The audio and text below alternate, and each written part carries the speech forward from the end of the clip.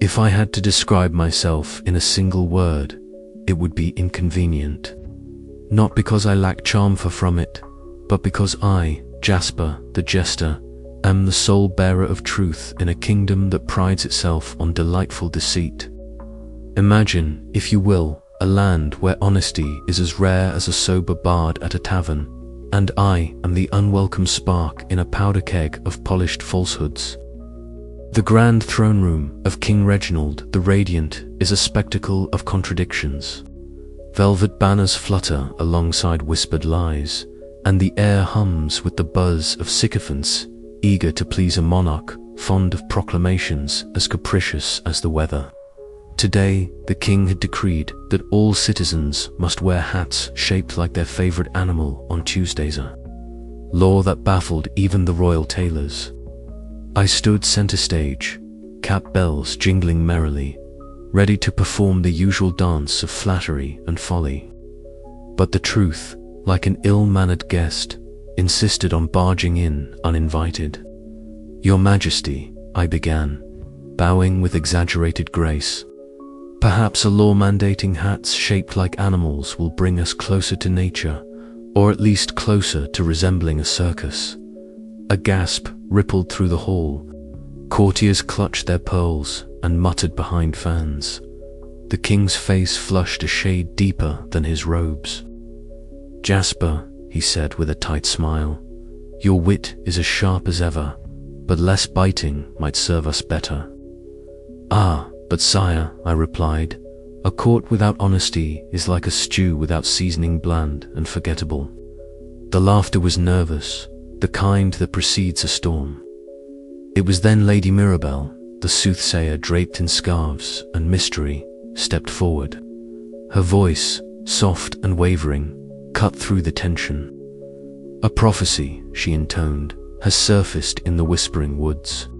A war fueled not by steel or fire, but by illusions and enchanted lies."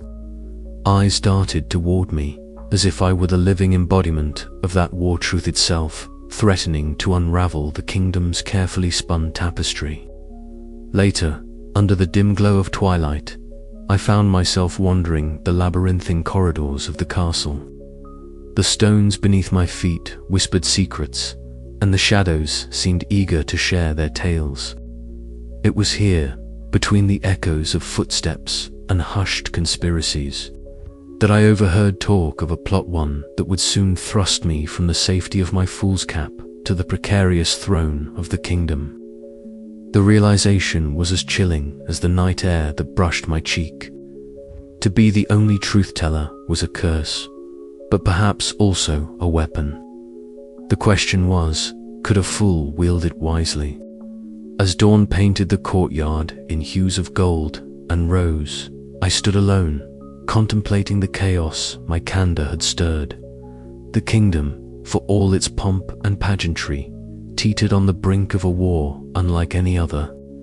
And in the midst of it all, a jester with nothing but truth and a crooked smile to offer. I adjusted my cap, letting the bells jingle softly. After all, every fool has his day, and mine was just beginning. I never imagined that a day could begin with a joke and end with a crown. But then again, in this kingdom of enchanted truths and fanciful lies, the unexpected is the only expectation. It all started in the echoing emptiness of the throne room, where the king had vanished as mysteriously as a magician's rabbit, leaving behind a silence that felt heavier than the golden tapestries that draped the walls. There I was, Jasper, the fool with the brightly colored cap and bells that jingled whenever I moved, standing before a sea of faces that didn't quite know whether to laugh or tremble. The crown, a heavy circlet wrought from gold and studded with gems that glittered like trapped stars, was placed upon my head with the awkwardness of a bad punchline. It slipped once, nearly tumbling into my lap, and I had to catch it with a hand that was still trembling, not from fear, but from the absurdity of it all. "Long live King Jasper!" someone shouted, though whether in jest or genuine hope, I could not tell. The courtiers exchanged uneasy glances. The advisors whispered behind their fans and beards. Lord Grimble, the Grand Vizier, with a beard long enough to sweep the floor, looked as though he'd swallowed a particularly sour lemon. "A jester as king," he muttered, eyes narrowed.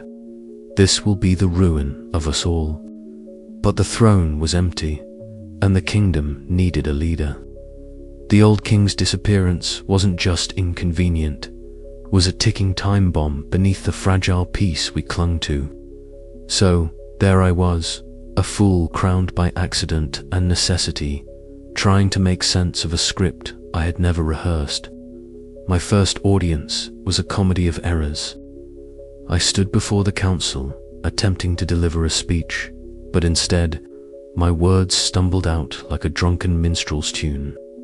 "My lords and ladies," I began, clearing my throat, "I am neither wise nor noble. I am, in fact, a fool.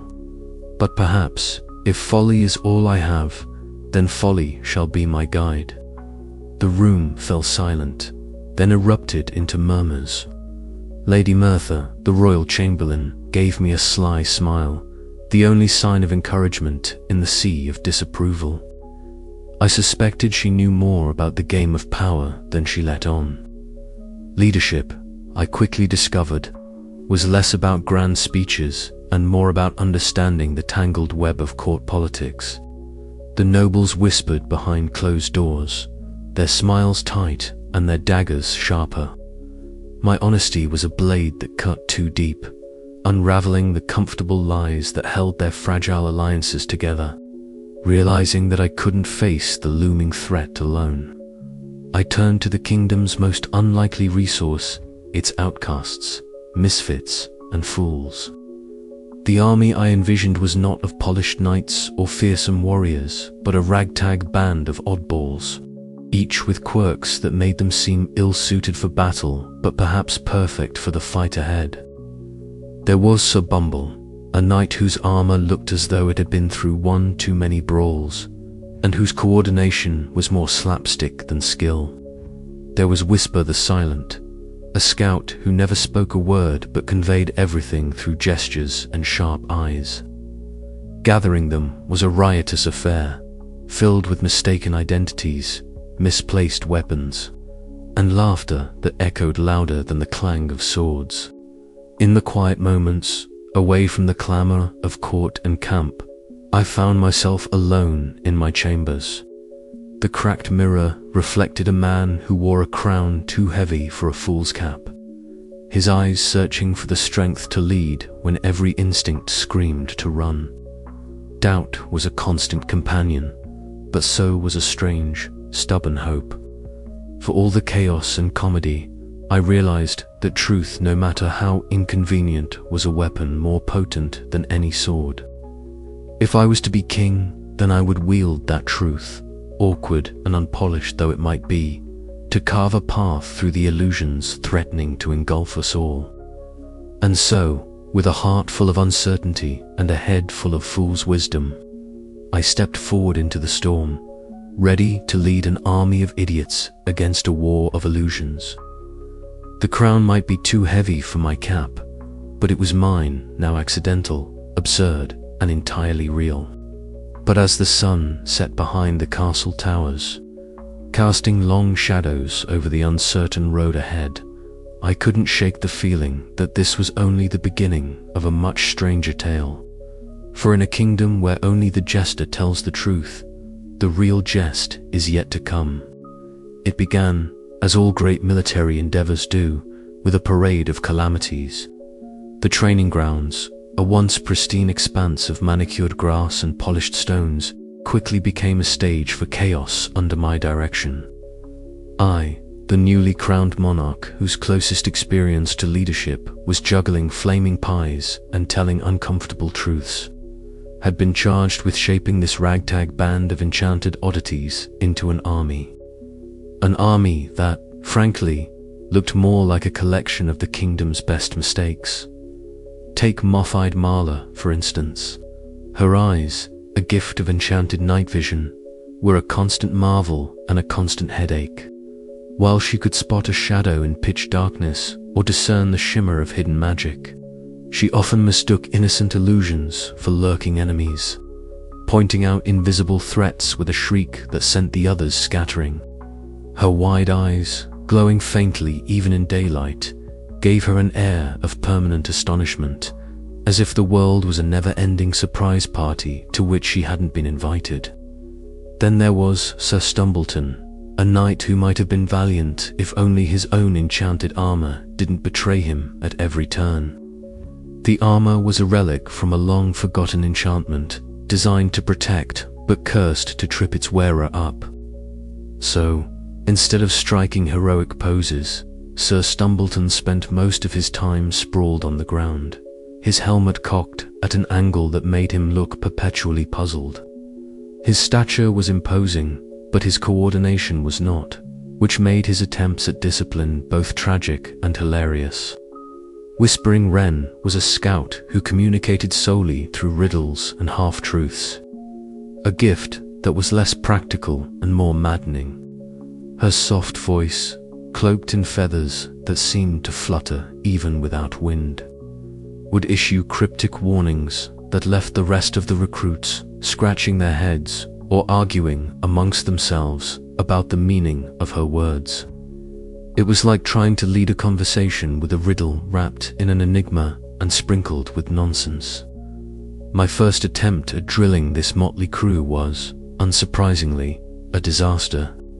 Commands were misheard, abilities misused, and the enchanted quirks that made each soldier unique also made uniformity a cruel joke. "Forward march," I shouted, only to see moth-eyed Marla sprint off in the opposite direction, convinced she'd spotted an invisible enemy. Sir Stumbleton tripped over his own feet, sending a shower of sparks as his armor clanged against the stones. While whispering, Wren whispered a cryptic warning about shadows dancing between soldiers that no one understood. Despite the chaos, I refused to despair. If this army was to stand against a war of illusions, perhaps their quirks were not flaws but hidden strengths. After all, if you can't trust illusions, the ability to see through them or confuse the enemy with nonsense might be the very edge we needed. This theory was put to the test sooner than expected. One foggy morning, while the recruits bumbled through a routine exercise, moth-eyed Marla suddenly stopped, her luminous eyes narrowing. "There," she whispered, pointing to a cluster of trees where the morning mist seemed thicker, shimmering unnaturally. I approached cautiously, heart pounding with a mixture of hope and skepticism. As I peered into the mist, the shapes began to shift, phantoms, mirages, illusions designed to confuse and disorient. It was the enemy's magic in action, weaving falsehoods into the very air we breathed. "This is it," I declared. "The war isn't just about swords and shields. It's a battle of perception." The recruits gathered, their earlier mishaps replaced by focused attention. Sir Stumbleton, brushing dirt from his armor after another spectacular stumble, gave a determined nod. Whispering Wren, for once, spoke plainly. Truth cuts through veils that shadows weave. A strange camaraderie blossomed from the shared understanding. We were no longer just a band of enchanted fools. We were a force uniquely equipped to face the enemy's illusions. The absurdities that had once been our weaknesses could become our greatest weapons. That evening, around a flickering campfire, I shared with them what I had learned. "We're not conventional," I admitted, "nor are we perfect. But the enemy expects armies of steel and silence. They do not expect laughter, honesty, or the kind of foolishness that makes no sense at all." The firelight danced across their faces, illuminating hope where doubt had once resided. "We fight not just with swords," I continued, "but with truth and wit. We dismantle illusions with laughter and expose lies with honesty. The night sky stretched vast and unknowable above us, but for the first time, the path ahead seemed less daunting. Our army of absurdity, stitched together by enchanted quirks and unconventional wisdom, was ready to face a war like no other. And as I looked around at the faces lit by fire and resolve, I realized that sometimes the greatest truths come wrapped in the most ridiculous of packages. So, with a heart full of hope and a head full of foolery, I prepared to lead this unlikely band into the unknown. The war of illusions awaited, and we were ready to meet it with a smile, a jest, and the unyielding power of honesty. In the whimsical realm where truth was the jester's sole province, the shadows often hid more than just murky corners. They concealed secrets, curled tight in whispers and half-truths. Jasper, now not merely the kingdom's fool, but its unlikely king, paced the narrow corridor leading to Mordecai's chamber. The air was heavy with the scent of smoldering incense and old parchment, a sensory cloak as thick as the soothsayer's web of lies. Mordecai sat hunched behind a cluttered desk, his fingers nervously tracing arcane symbols on brittle scrolls. His eyes flicked up, narrowing with suspicion and fear as Jasper's boots echoed against the stone floor. "Ah, your majesty," the soothsayer croaked, forcing a smile that did not reach his eyes. "Come to hear more of the kingdom's doom." Jasper grinned, the bells on his cap jingling faintly.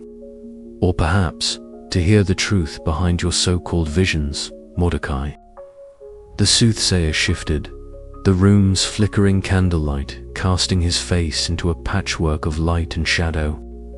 "Prophecies are delicate instruments," he whispered, "meant to guide, not to bind, or to frighten, to control." Jasper countered, stepping closer.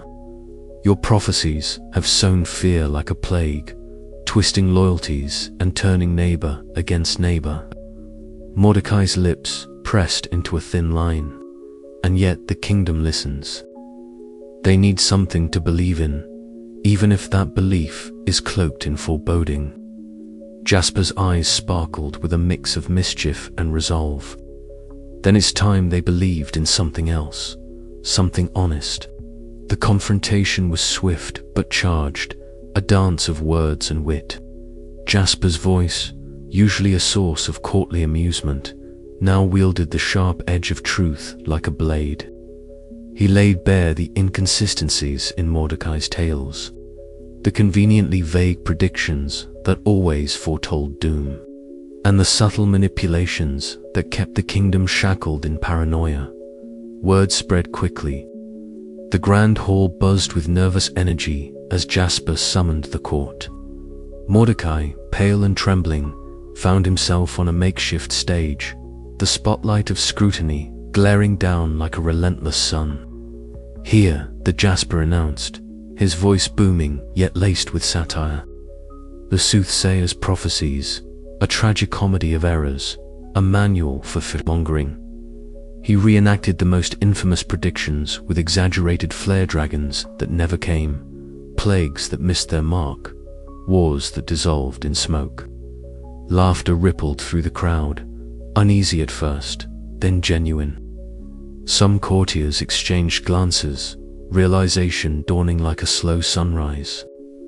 Lady Mirabelle, standing nearby, whispered to Sir Percival, "Could it be that we've been puppets to a charlatan's script?"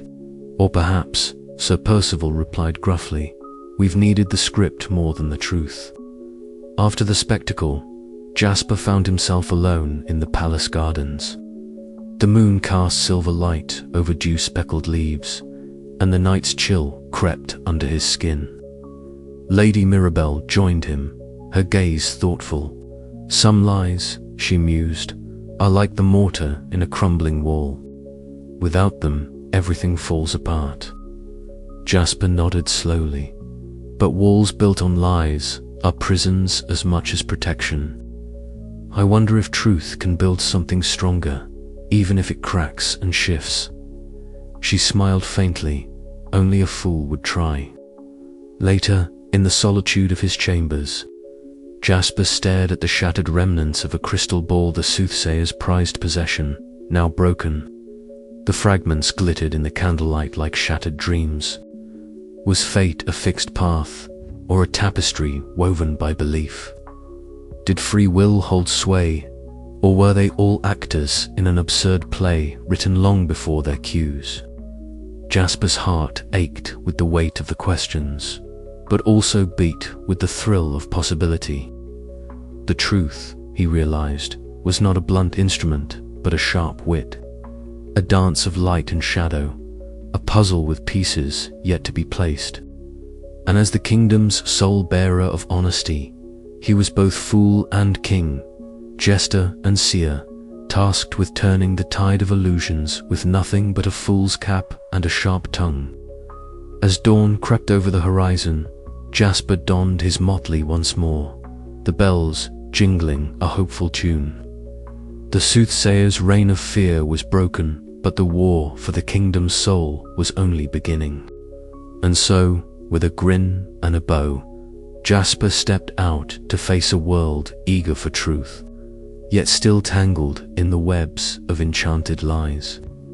The punchline was his to deliver, and the kingdom waited, breath held and hearts uncertain, for the next act in this comedy of errors. After all, Jasper mused aloud, if fate has any sense of humor, it's going to be a good one. The stage was set, the players assembled, and the jester's tale was far from finished. The dawn broke over the shimmering plains like a bad joke told at the wrong time, Mokewood, unexpected, and slightly unsettling in its timing. The jester stood at the head of his ragtag army, the motley colors of their garb swirling in the morning breeze, reflecting the chaotic spirit of the moment. Around him, the soldiers fidgeted nervously, unsure whether to trust their senses or the odd spark of hope that had begun to kindle in their hearts. Ladies, gentlemen, and those who prefer not to be categorized, the jester began, his voice ringing clear and crisp. Today we face an enemy who dresses in smoke and mirrors, quite literally. Their weapons are lies, their armor made of illusions. But we have something far more powerful, truth, and a bit of well-timed foolishness. Sergeant Blunderbuss gave a hearty laugh, his armor clanging loudly. Aye, sire. And if that fails, I have a knack for tripping over my own feet and taking half their battalion with me. The jester grinned, tapping his cap spells with a finger. Excellent strategy, Sergeant. We'll call it the Blunderbuss Ballet. As the enemy forces materialized on the horizon, the ground seemed to ripple like heat waves on a summer's day. Soldiers appeared and vanished, their forms flickering between solid and ephemeral. Arrows sang through the air only to dissolve into harmless sparks moments before impact. The jester's army hesitated, eyes wide as the battlefield itself seemed to warp around them. Remember, the jester called out, what you see is not always what is.